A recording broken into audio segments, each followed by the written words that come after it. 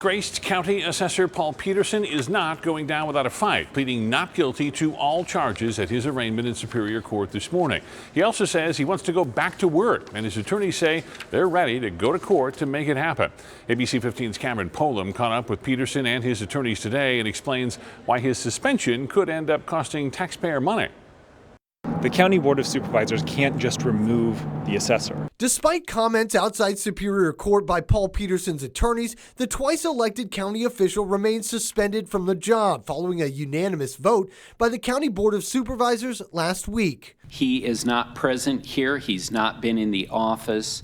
And although you can certainly delegate tasks, you cannot delegate responsibility. Board Chairman Bill Gates says an audit also found 15,000 documents relating to Petersen's private adoption business on his county computer, claiming that further supports he has been neglecting his duties. But his attorneys continue to question whether the board even has the power under a rare state statute to keep him from working. Constitutionally, Paul Petersen and the board are equals.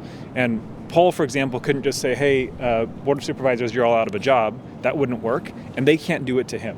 So yeah, there certainly is a lawsuit in the making here. We'll first write a letter, try to resolve this amicably. If we can't resolve it, we're going to court. Under that statute, Petersen is allowed a hearing to appeal the suspension, but that same statute does not define how that hearing would work. The county board also would not offer any insight into the procedure, only saying they'll address it when the time comes. Well, it's pretty clear a hearing before the board is going to be a farce. They've decided to throw him out regardless of what the Constitution says, and so I suspect this is going to end up in court. And if it does, it could put even more taxpayer dollars on the line.